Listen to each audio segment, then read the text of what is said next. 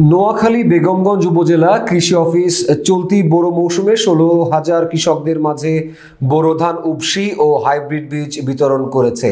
বুধবার উপজেলা কৃষি কর্মকর্তা আশিক জামিল মাহমুদ আমাদের নোয়াখালী প্রতিনিধি মনির হোসেন সজীবকে বলেন, চলতি বোরো মৌসুমে রবি শস্য হিসেবে ৬,৫০০ কৃষকদের মাঝে সবজি উপসি হাইব্রিড এবং সার বিতরণ করেছি।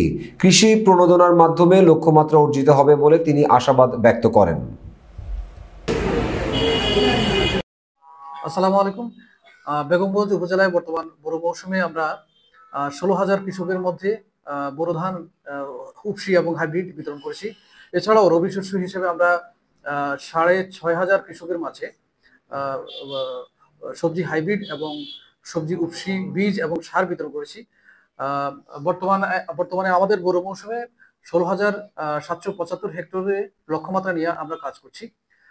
আমাদের যে কৃষি প্রণোদনা কর্মসূচি রয়েছে, আমরা আশা করি এই কৃষি প্রণোদনা কর্মসূচির মাধ্যমে আমাদের লক্ষ্যমাত্রা অর্জিত হবে এবং আমাদের যে বন্যায় গত কয়েক মাস আগে যে বন্যা হয়েছে, কৃষক সেই বন্যায় যে ক্ষতিগ্রস্ত হয়েছে তার ক্ষতিও পুষিয়ে নিতে পারবে এবং এটি আমাদের প্রোডাকশনে ব্যাপক ভূমিকা রাখবে বলে আমরা আশাবাদ ব্যক্ত করছি।